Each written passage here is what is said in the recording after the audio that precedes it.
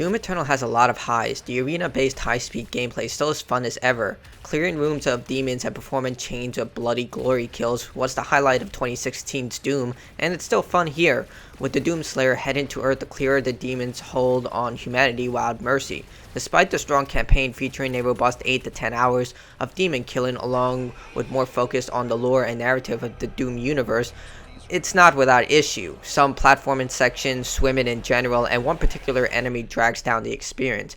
Not to mention the lack in multiplayer options when compared to Doom 2016.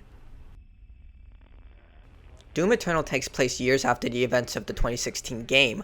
The Doom Slayer has returned to Earth to kill the demon horde that has brought humanity to the brink of extinction. To accomplish this, the Doom Slayer must kill 3 Hell Priests and the Khan Maker, a divine figure with godlike powers. Id Software decided to focus more on the narrative and lore of the Doom universe, with more cutscenes and showing off Doom Slayer's progression as more figures are introduced and eventually killed. Building on this are optional codex entries that provide vital information into the world and characters. The issue with this is that it's all optional. While these entries are mostly easy to find, missing one can leave out a large gap of information, and there is a lot of entries and reading involved. The developers decided to drop multiple cinder blocks worth of information during specific parts of the campaign, with some codex entries combining to make an entire short story. It's full of information about kings, lands, battles, and much more. Personally, I did love it. I enjoyed reading through the information, although it was murder on my throat when reading it all during my stream. This can be overwhelming as the game drops a lot of information in such a short amount of time. But those unwilling to dedicate a few hours, and yes, I said hours, locating and reading the entries will find themselves lost during certain parts of the game, as the game's cutscenes explain very little other than immediate events. Information regarding Samuel Hayden's actions after Doom 2016, the environment you're fighting in, and even the Doom Slayer's origins and training are all inside the codex entries. Personally, I did like how Doom Eternal built on 2016's story, with questions from the previous game answered in this installment. I cannot say what exactly for the sake of spoilers, but you'll learn why humans are so special in this universe.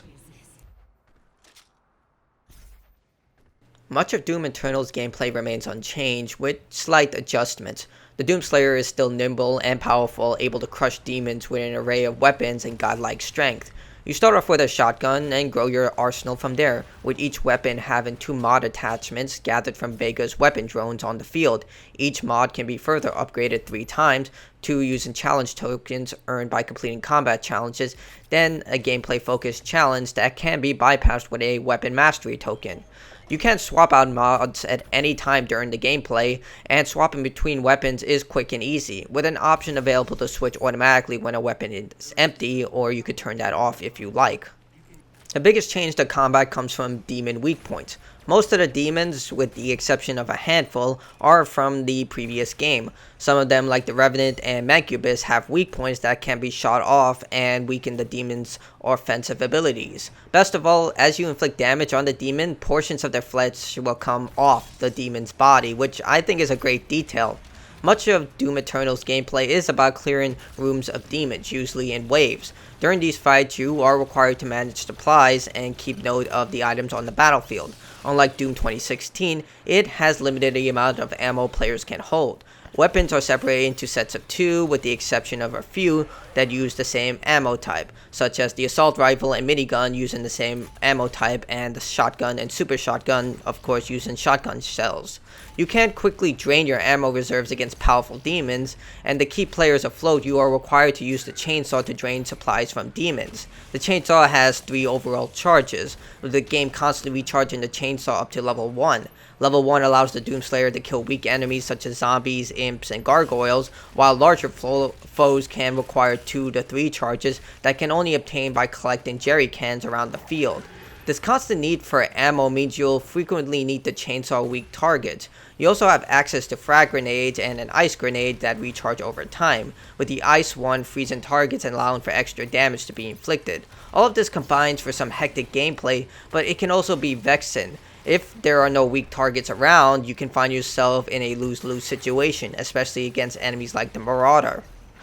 The Marauder has been a topic of controversy since Doom Eternal's launch, and I can see both sides of the argument. The enemy, which is designed by the Lord to be a formidable opponent given of how it's created, has proven to be one of the more vexing enemies to face. At first, I felt the same because the enemy was so damn overpowered, but eventually I did get the pattern down. In short, the Marauder comes equipped with an indestructible shield that can block almost any damage, a powerful axe that can shoot energy blast, can summon an wolf ally that attacks indefinitely until killed, and uses a shotgun if the Doomslayer gets too close. To inflict damage, you have to keep the creature at mid-range and shoot it when its eyes turn green. On paper, this sounds simple until you take into account the creature's speed, very large health pool, and that it can block almost any type of damage unless it's in a vulnerable state. Fighting this creature one-on-one isn't that difficult, but when you're having to deal with the creature after an intense fight that drained most of your resources, or fighting it in the middle of a hectic fight, it can be incredibly annoying, especially on harder difficulties. So I can see why this enemy is so controversial, and perhaps it should be toned down as the enemy can block almost all types of damage, which is a bit inconceivable, especially when you use the BFG gun against the creature and it can use the shield to block it, which makes absolutely no sense. The Doomslayer has been given more mobility options. You can dash up to 2 times if you upgrade it, similar to Rage 2, climb on specific walls, and swing on monkey bars. This seems like simple additions, but they greatly improve the Slayer's reach and options. Outside from combat, Doom Eternal offers a variety of platforming and puzzle challenges, coupled with collectibles and optional combat challenges. The platforming challenges range from simple to downright frustrating. There are only 2 jumps towards the end of the game that required perfect leaps that had me rage. The swimming sections were just plain annoying. You have to swim through irradiated water, collecting radiation tokens to prevent the Doomslayer from getting hurt and crashing into walls to drain the water. It's just tedious, busy work. As for the puzzles, they're simply timed challenges. Hit a specific surface and get to a specific area, or hit another optional item. The optional collectibles range from toys, musical scores, and cheat codes, with the combat challenges coming in 2 options: Gore Nests that offer timed combat situations, and Slayer Rooms which provide intense combat challenges against waves of powerful demons that require a key to unlock.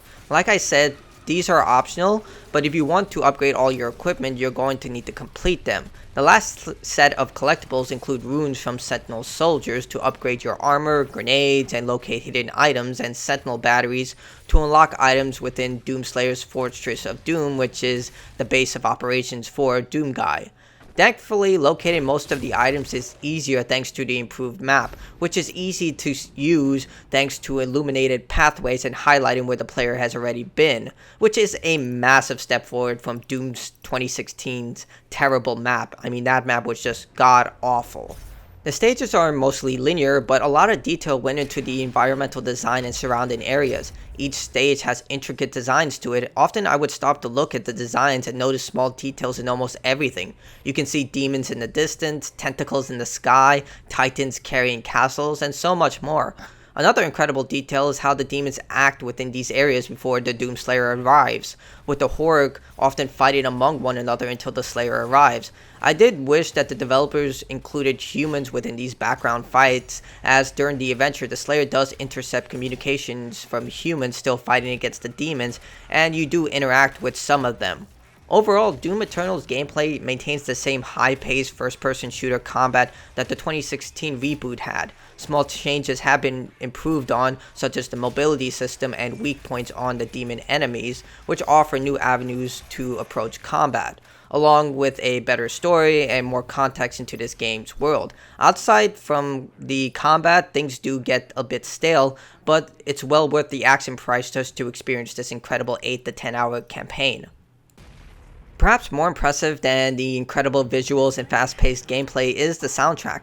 Mick Gordon did an outstanding job with the soundtrack. Not only does it capture the essence of Doom, but each track got me pumped for the next fight. I usually listen to video game music outside from playing games, and this score has been on loop on my playlist along with Ori and the Will of the Wisp since launch, so I highly recommend to listen to it if you hadn't already. I'll put a link in the description below to Mick Gordon's channel. He also graced me with his presence during my stream, which was something I couldn't even fathom. Thank you so much for joining my live stream, Gordon. Even though it was short-lived, I really appreciated you coming on to my stream.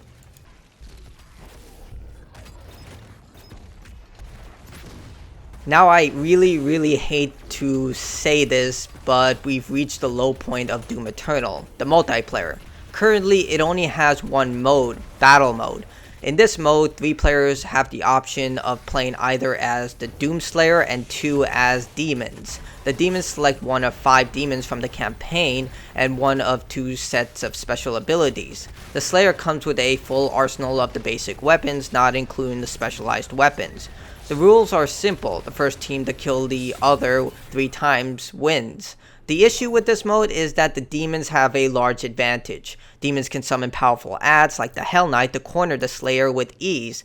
This combined with the demon player able to spawn 30 seconds after death if the other player isn't killed makes things harder for the Slayer. The Slayer can heal himself by using chainsaw and glory kills, but it isn't enough. The demons can also do the same thing, although their range for healing is limited and they have to be in a specific area in order to do it and trigger it. Unless you're very, and I mean very good at being the Slayer or face a poor demon team, chances are you are going to lose. In fact, it's so bad that most players queue up as the demon, with matches for the Slayer being 5 times faster than being part of a demon team. In fact, here is an example of that.